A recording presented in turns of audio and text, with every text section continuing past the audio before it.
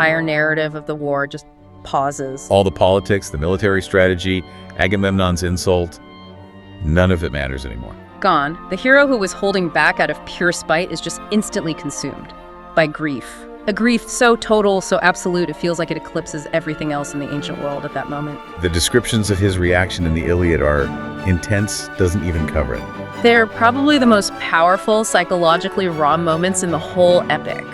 He doesn't just cry, he screams. This primal howl of devastation. He tears his hair, covers himself in ash, throws himself on the ground. Lamenting the loss of the man he loved, explicitly saying, more than his own life, more than his own Kleos.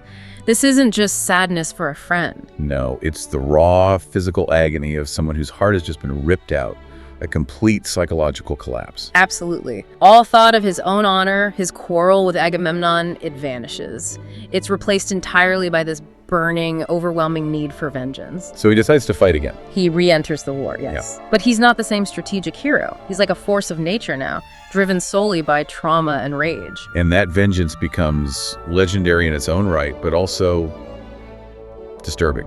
It definitely crosses the line of accepted heroic behavior. He immediately hunts down Hector, finds him, kills him. That part is, expected in war. Retribution. But it doesn't end there. No. The vengeance spills over into ritual desecration, which is a huge taboo. He refuses to return Hector's body for burial. Worse. He ties Hector's body to his chariot and drags it around the walls of Troy, around Patroclus' funeral pyre, day after day. Just defiling the corpse. Why? It's an act driven purely by his trauma, a desperate, horrific attempt to externalize his inner pain onto the body of the man who killed Patroclus. He's violating every code of warfare, honor, even respect for the gods. The sources make it clear, don't they? Achilles is basically already dead inside this point. That's the feeling. He's achieved the action, the glory his destiny demanded, but the cost was his entire emotional existence. He just wanders the camp like a ghost. Unwashed, refusing food, not sleeping. Can't laugh, can't engage, and the most haunting detail is him constantly whispering Patroclus' name, like an incantation. Almost like he thinks saying the name enough might somehow bring him back. It's desperate, almost mad. It really is, and the sorrow even breaches the veil between life and death. There's that incredibly chilling, intimate moment. When Patroclus' ghost visits him.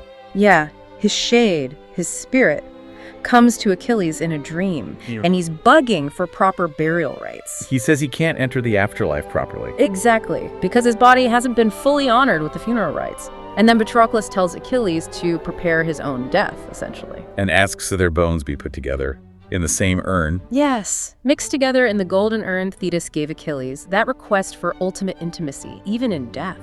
It just cements everything about their bond. And it forces Achilles to confront the reality that his actions, his rage, have actually denied Patroclus peace in death. It's like the final nail in his psychological coffin. It forces him to act, not just out of revenge anymore, but out of love, to fulfill Patroclus' final wish. So this all-consuming grief means Achilles is basically just living on borrowed time now. Driven only by the need to fulfill that promise to Patroclus' spirit and, well, find his own end. Which comes soon after, predictably.